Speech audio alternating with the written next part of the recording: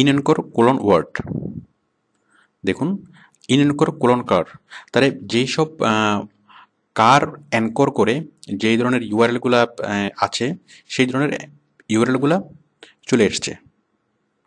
আপনারা বিষয়টা প্র্যাকটিস করলে বুঝতে পারবেন। আচ্ছা, এরপর হচ্ছে লাইক, হ্যাঁ আমি গুগলে যাচ্ছি, 18 নম্বর, like colon www dot information BD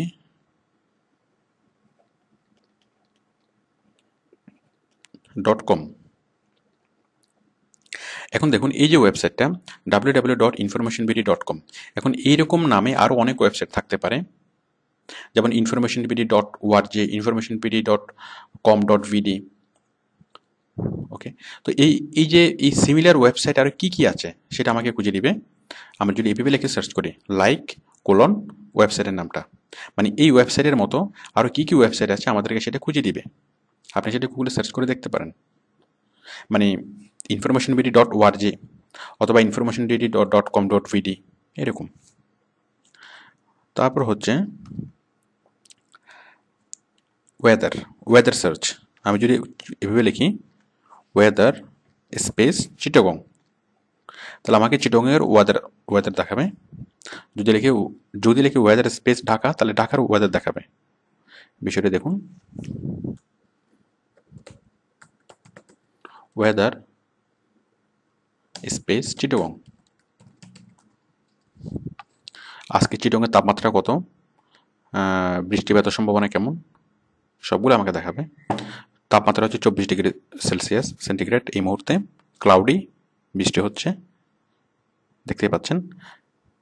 even আমরা যদি চাই যে আরও কয়েকদিনের ফোরকাস্টিং দেখবো, এই যে 4 দিনের ফোরকাস্টিং দেখছি আমরা, আজকে শনিবার, Saturday, Sunday, Monday, Tuesday, temperature কেমন পড়বে সেটাও দেখাচ্ছে, 31 ডিগ্রি, 32 ডিগ্রি, 31 ডিগ্রি টেম্পারেচার কেমন পড়বে সেটা ফোরকাস্টিং হচ্ছে। এরপর যদি আপনি আরও দেখতে চান, সাপোজ এখানে 4 দিনের ফোরকাস্টিং আছে, শনি, রবি, সোম, মঙ্গলবার পর্যন্ত, বাট আপনি যদি চান আরও 10 দিনের ফোরকাস্টিং দেখবেন, তাহলে আপনি এখানে ক্লিক করবেন, দ্য ওয়েদার চ্যানেল, তাহলে আপনি আরও 10 দিনের ওয়েদার ফোরকাস্টিং দেখবেন।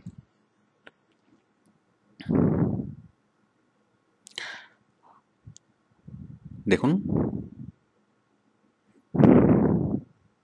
এই যে Monday, Tuesday, Wednesday, Friday, Saturday, একদম জুনের 25 তারিখ পর্যন্ত।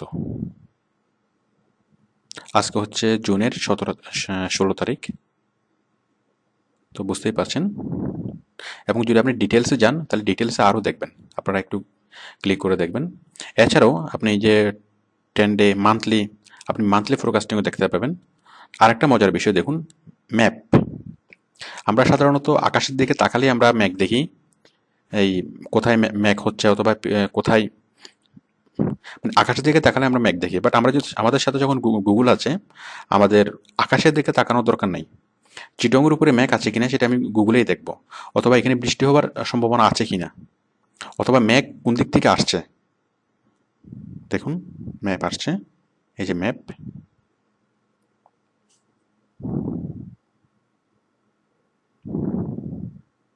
এই যে দেখুন, এই চিটাগং দেখুন এখন পুরোটা ক্লাউডি। এই যে চিটাগংয়ের উপর দিয়ে এই মুহূর্তে মেঘ নেই, বাট কালকে পরশুরের পরের দিন বৃষ্টি হওয়ার সম্ভাবনা অনেক বেশি। দেখুন পুরা এলাকা জুড়ে মেঘ, কলকাতার উপরে মেঘ, কলকাতা তো বৃষ্টি হচ্ছে। তারপর এই যে যত জায়গায় বৃষ্টি হচ্ছে আমরা ম্যাপ দেখলে আমরা সব কিছু আমরা দেখতে পাচ্ছি।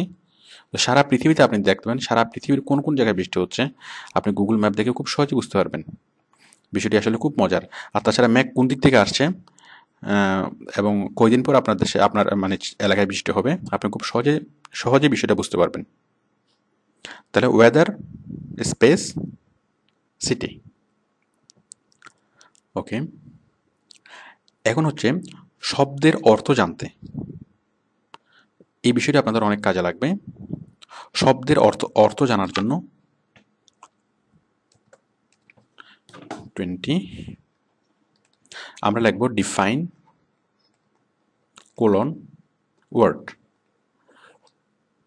ডিফাইন, সাপোজ আমি চাচ্ছি আমি ব্যাকে যাই, ডিফাইন কোলন ফাইট, দেখুন চলে আসছে। ভার্বে কি অর্থ হবে, নাউনে কি অর্থ হবে, সিনোনিমে কি অর্থ হবে, ইভেন উচ্চারণ সহ।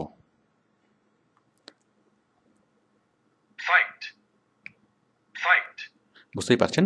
তো যে কোনো ওয়ার্ড আপনি খুব সহজে এখান থেকে ডিফাইন কোলন ওয়ার্ড খুব সহজে আপনি মানে যে কোনো ওয়ার্ডের মিনিং খুঁজে বের করতে পারবেন, English to English meaning as well as synonym, মানে সিনোনিম সহ ওয়ার্ড মানে খুঁজে বের করতে পারবেন, এবং উচ্চারণ সহ। যদি কখনো আপনার কোনো ওয়ার্ডের উচ্চারণ নিয়ে কোনো প্রবলেম হয়, অথবা উচ্চারণ কোনটা সঠিক উচ্চারণ সেটা যদি আপনার বুঝতে ইয়া হয়, তাহলে আপনি এভাবে দেখবেন।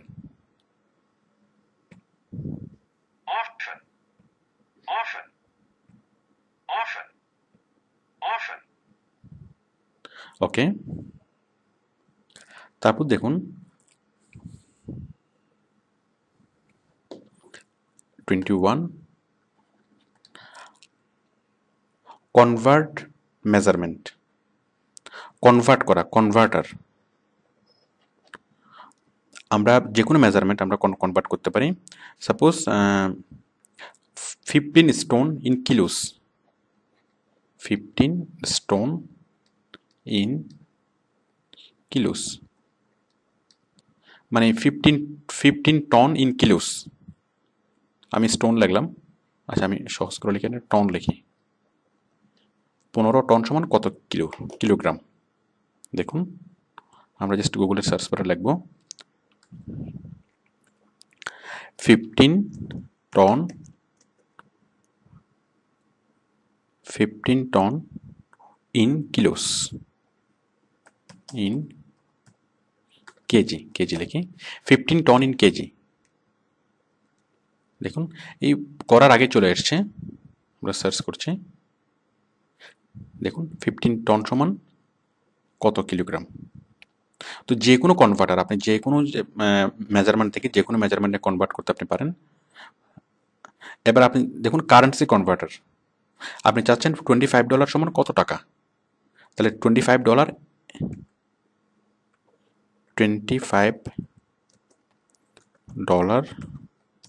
ইন টাকা।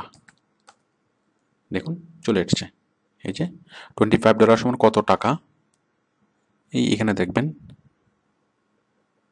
এই যে দেখুন এত এত টাকা, এত রুপি এত টাকা, এই যে বিডিটি টাকা কত, আপনি এখানে ক্লিক করলে দেখবেন, নিচে একটু দেখবেন টেম্পারেচার কনভার্টার। দেখুন আপনি যদি লেখেন যে 98 degree, 98 degree Fahrenheit to Celsius, 98 degree F to Celsius কত হয়, 98 ডিগ্রি ফারেনহাইট সমান কত সেলসিয়াস, আপনি এখানে দেখবেন এই যে 37 ডিগ্রি সেলসিয়াস। বুঝতেই পারছেন, Google is a best converter. আচ্ছা এবার দেখুন রোমান শব্দ 22 রোমান, রোমান ওয়ার্ড আমরা ছোটবেলায় পড়েছিলাম রোমান শব্দ, এখন ভুলে গেছি। তো আপনি চাইলে যে কোনো ওয়ার্ড শব্দকে রোমান শব্দ আপনি লিখতে পারবেন। আমরা 1 থেকে 10 পর্যন্ত জানি, বাট আপনাকে বললো যে 1900 সাপোজ 1946 এটাকে রোমান শব্দ লেখার জন্য, তাহলে আপনি কি লিখবেন, সরি রোমান নাম্বারে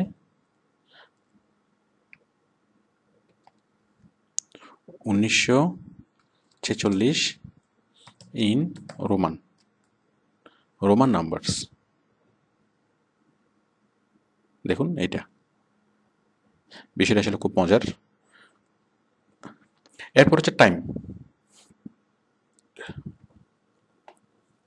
23, আপনি পৃথিবীর যে কোনো দেশের টাইম আপনি জানতে পারেন, টাইম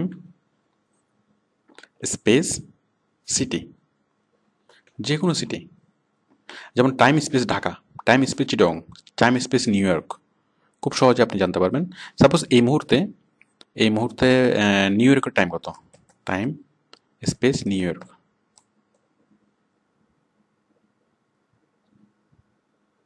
দেখুন 3:22, 3:23 নুন এখন। টাইম স্পেস ঢাকা, বুঝতেই পারছেন, রাত 1:23। ওকে, এখন আরেকটা মজার বিষয় সেটা হচ্ছে স্পেল চেক। যে আমরা যখন কোনো কিছু লিখে আমাদের স্পেলিংটা ঠিক হলে কিনা আমরা অনেক সময় চিন্তায় থাকি। তো স্পেলিংটা ঠিক হলে কিনা সেটা বোঝার জন্য spell space suppose synchronization, SYN, আমি স্পেল কোলন SYN CSROZTION, তাহলে spell colon word, spell check করার জন্য। 24 নম্বর, স্পেল কোলন ওয়ার্ড। তো এইভাবে যদি আপনি লেখেন তাহলে স্পেল চেক হবে। দেখুন মানে আমার সঠিক আছে কিনা, এই যে স্পেল সিনক্রোনাইজেশন, দেখুন আমি এটা যদি ভুল হয় তাহলে এখানে সঠিক চলে আসবে, SYN CSRONIZTION, মানে সঠিকটা চলে আসবে, এই যে সিনক্রোনাইজেশন। তো যে কোনো বানান নিয়ে যদি আপনি ডাউট থাকেন তাহলে স্পেল কোলন ওয়ার্ডটা লিখলে আপনার সঠিক বানানটা চলে আসবে। তাছাড়া আপনি যদি জাস্ট এখানে সার্চ বারে লেখেন, লিখতে সঠিক বানানটা চলে আসবে। যেমন CHRO এই যে সিনক্রোনাইজেশন, এই যে সিনক্রোনাইজেশন চলে এসছে। তাহলে আপনি নিশ্চিত হবেন যে এটা ঠিক আছে। তাহলে আমরা গুগলের মাধ্যমে যে কোনো বানানের শুদ্ধতা খুব সহজেই পরীক্ষা করতে পারি। এরপর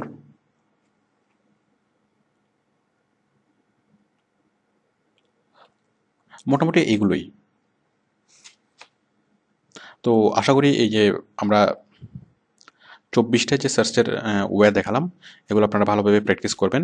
এগুলো শুধু এসইওর কাজের জন্য নয়, শুধু ওয়েব রিসার্চের কাজের জন্য নয়, বরং আপনার বাস্তব জীবনে অনেক ক্ষেত্রে কাজে লাগবে।